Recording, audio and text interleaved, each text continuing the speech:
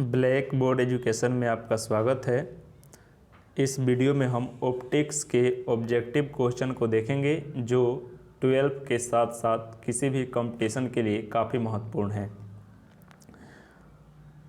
Question पहला कह रहा है as light travels from a rarer to a denser medium it will have.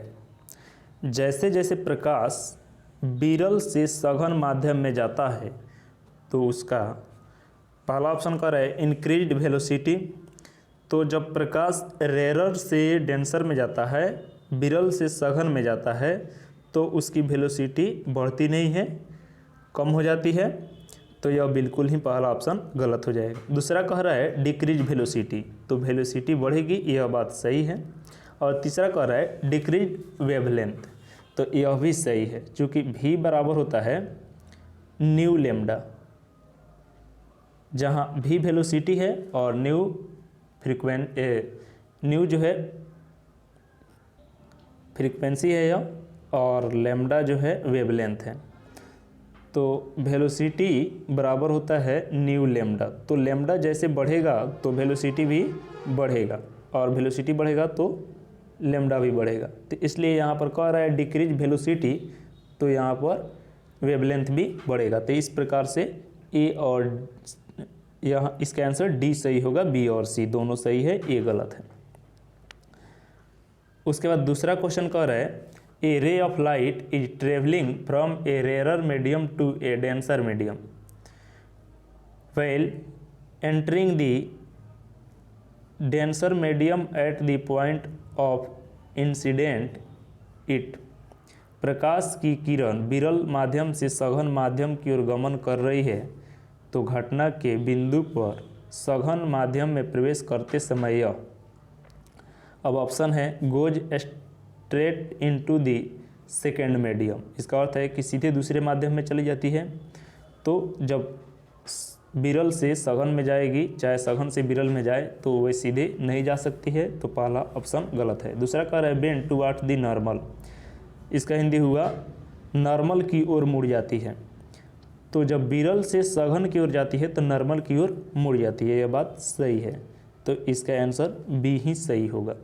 और तीसरा कह रहा है bends away from the normal, यह गलत हो जाएगा। और चौथा भी गलत हो जाएगा, does not enter at all.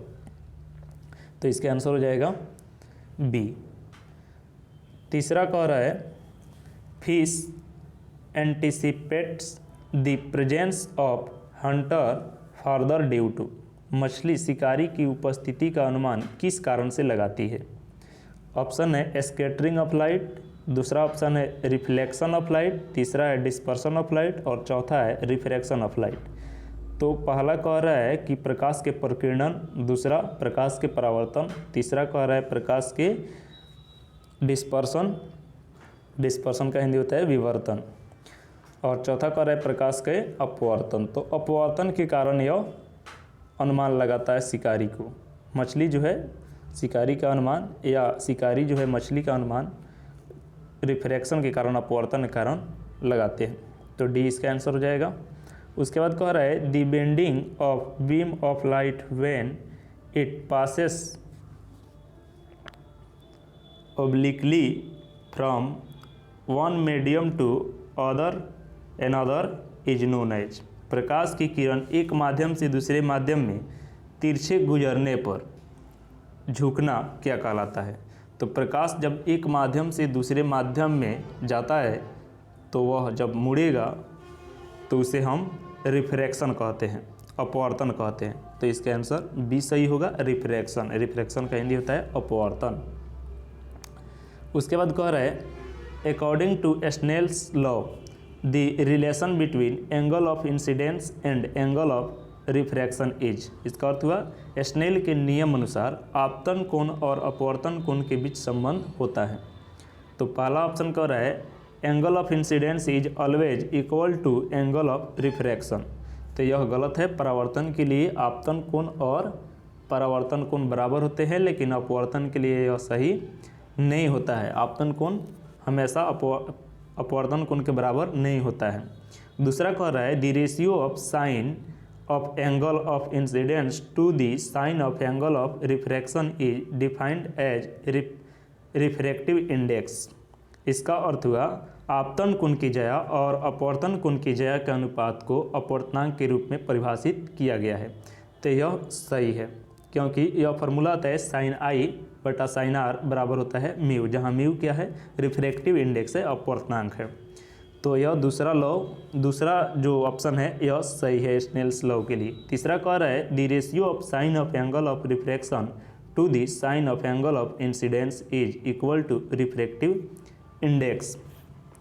यहाँ पर कह रहा है कि sine of angle of refraction, तो पहले यहाँ पर रिफ्रैक्शन कह रहा है अपवर्तन कोण की ज्या और फिर कह रहा है इंसिडेंस एंगल आपतन कोण की ज्या कह रहा है रिफ्रैक्टिव इंडेक्स के बराबर होता है। तो इन दोनों का अनुपात यह गलत हो जाएगा क्योंकि साइन आर बटा साइन आई बराबर म्यू नहीं होता है, यह गलत बात कर रहा है। साइन आई बटा साइन आर बराबर म्यू होता है, तो इसलिए बी इसका आंसर सही है, सी गलत है। और यह चौथा कह रहा है कि angle of incidence is always greater than the angle of refraction. यह जरूरी नहीं है कि बड़ा ही होगा, तो यह चौथा भी गलत है।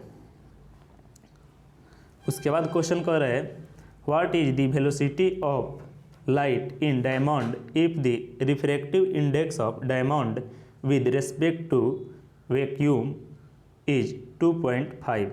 यदि हीरे का अपवर्तनांक सापेक्ष निर्वात के सापेक्ष अपवर्तनांक 2.5 है तो हीरे में प्रकाश का वेग क्या होगा।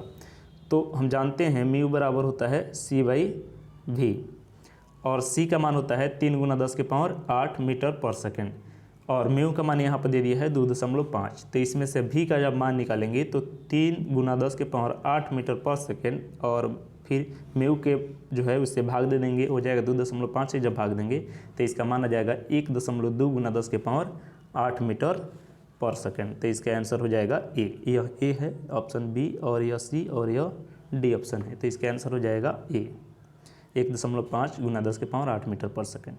उसके बाद कह रहा है हीरे का निरपेक्ष अपवर्तनांक होता है the absolute refraction index of diamond.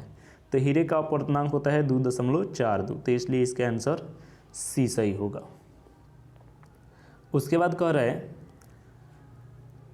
The refractive index of glass is 1.5 if the speed of light in air is 3 × 10⁻, यहाँ पर 8 हो जाएगा, 108 नहीं है, मीटर पर second, then its speed in glass will be. कांच का अपवर्तनांक दे दिया है 1.5, म्यू बराबर दे दिया है आपको 1.5 और कह रहा है कि हवा में प्रकाश का वेग 3 × 10⁸ मीटर पर सेकेंड होता है। तो कांच में प्रकाश की चाल ज्ञात करें, तो म्यू बराबर होता है सी बाई वी। तो सी का मान होता है 3 × 10⁸ मीटर पर सेकेंड और इसमें भी का मान निकालना है, तो म्यू का मान दे दिया है 1.5 और फिर सी का मान दे दिया है 3 × 10⁸ मीटर पर सेकेंड। तो इससे भाग दे देंगे तो भी का मान निकल जाएगा क्योंकि भी बराबर हो जाएगा सी बाई म्यू। तो जब भाग दीजिएगा तो हो जाएगा 2 × 10⁸ मीटर पर सेकेंड, तो इसका आंसर ए होगा। उसके बाद कह रहा है the refractive index of light for air. हवा के लिए अपवर्तनांक कितना होता है, तो हवा के लिए अपवर्तनांक होता है 1, तो बी इसका आंसर सही होगा क्योंकि म्यू बराबर होता है सी बाई वी। तो सी जो होता है जितना निर्वात में प्रकाश का वेग होता है उतना ही हवा में भी प्रकाश का वेग होता है, दोनों सेम होने के कारण 3 × 10⁸ मीटर पर सेकंड दोनों में होता है, तो कट कर हो जाएगा 1, तो इसलिए हवा का अपवर्तनांक होता है 1। अगला क्वेश्चन कह रहा है concave mirror of focal length 20 centimetre forms an image having twice the size of object. 20 centimetre focus दूरी का एक अवतल दर्पण वस्तु के दुगने आकार का प्रतिबिंब बनाता है। For virtual position of object the position of object will be at. तो वस्तु की आभासी स्थिति के लिए वस्तु की स्थिति क्या होगी। इसका अर्थ है कि आभासी इमेज बन रहा है और वस्तु की स्थिति की ज्ञात करना है यदि फोकस दूरी दे दिया है 20 सेंटीमीटर अवतल दर्पण के लिए। तो कनकेव मिरर के लिए फोकस होता है निगेटिव में, तो एफ का मान दे दिया है -20।